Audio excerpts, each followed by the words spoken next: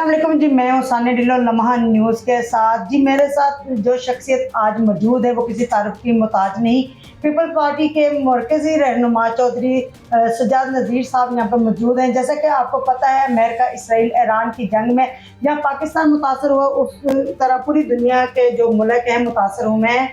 हमारे साथ सज्जाद साहब भी सऊदीया में फंसे रहे और पाकिस्तान आने के लिए वो भी काफ़ी तकलीफ का उन्हें सामना करना पड़ा। जी चौधरी साहब से पूछते हैं कि इन दिनों में वो कैसे वहाँ पे सऊदीया में सरवाइव करते रहे और किस तरह वो पाकिस्तान में वापसी इनकी हुई। जी अस्सलाम वालेकुम। वालेकुम जी, बिस्मिल्लाहिर्रहमानिर्रहीम जी, थैंक यू वेरी मच।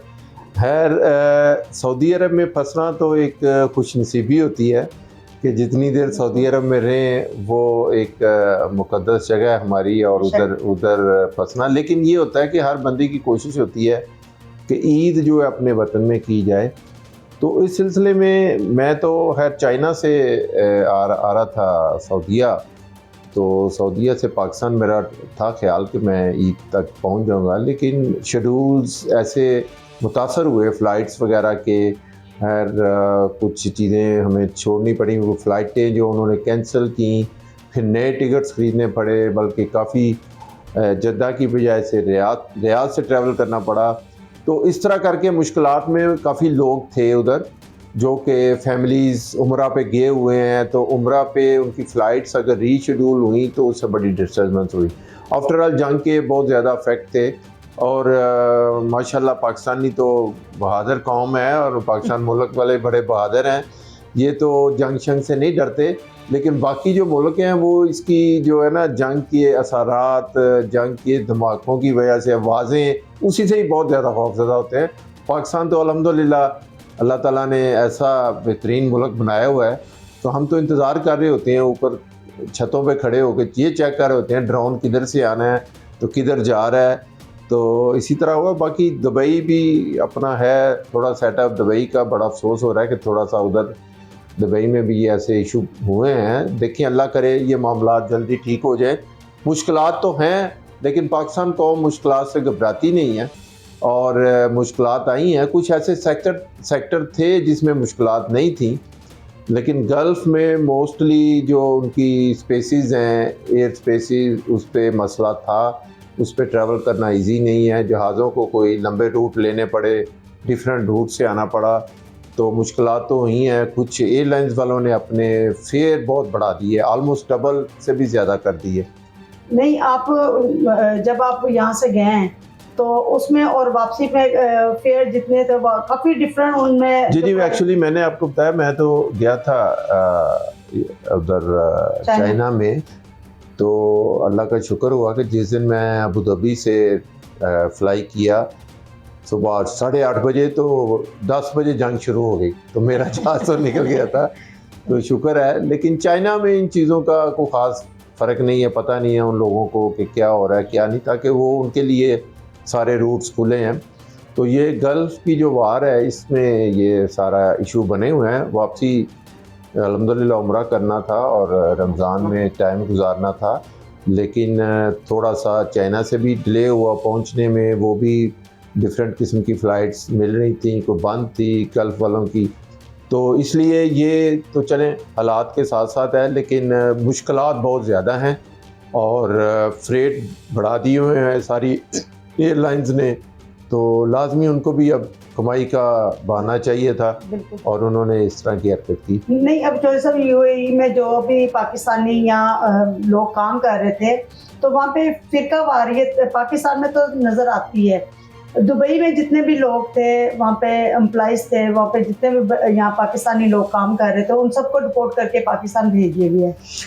नहीं, आपको शायद इंफॉर्मेशन नहीं है, किसी को डिपोर्ट नहीं किया गया।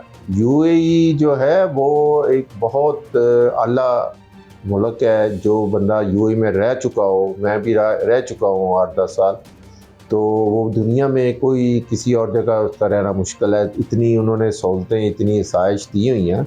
पाकिस्तानियों को नहीं किया उन्होंने बिल्कुल डिपोर्ट।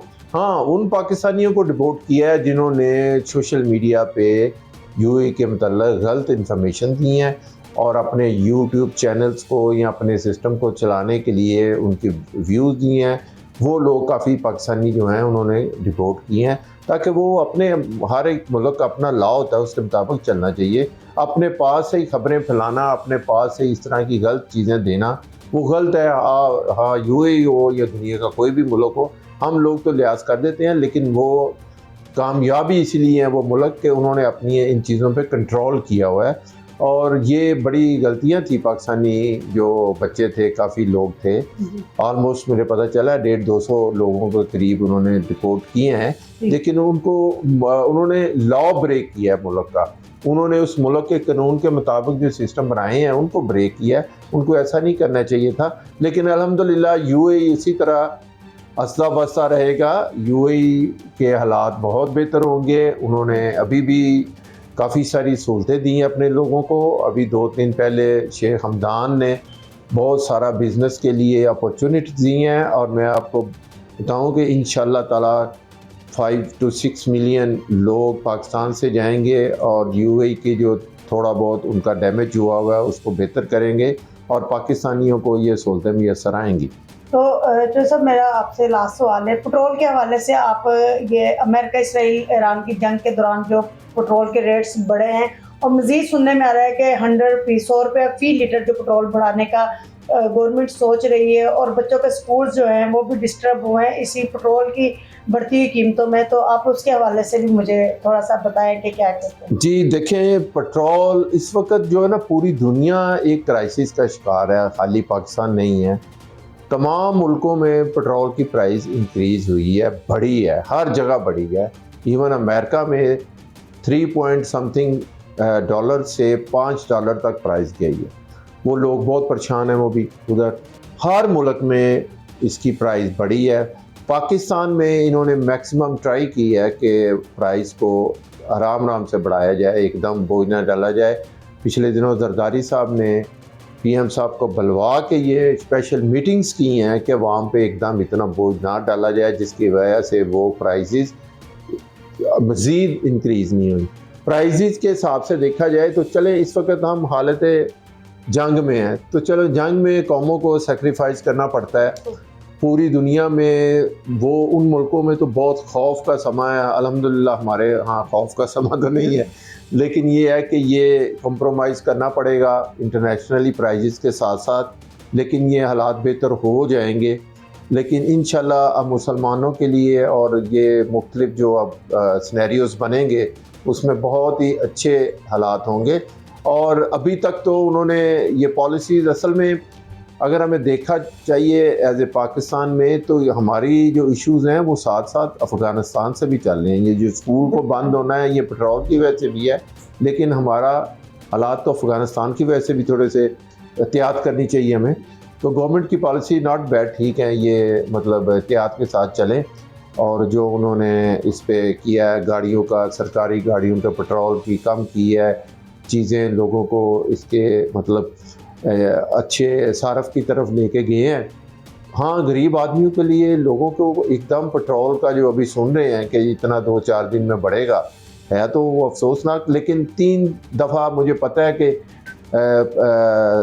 प्रेसिडेंट आसिफ अली जरदारी साहब ने और बिलावल साहब ने मिल के इनके साथ मीटिंग करके जो लोगों को बहुत ज़्यादा बोझ आना था उसको कम करा है, रोके रखा हुआ है। लेकिन इंशाल्लाह अभी नेक्स्ट भी वो इसको रोकने की कोशिश करेंगे। थैंक यू सो मच जी। मुझे इजाज़त है सानिया डिनो को और चौधरी सजाद नज़ीर साहब को। अल्लाह हाफिज़।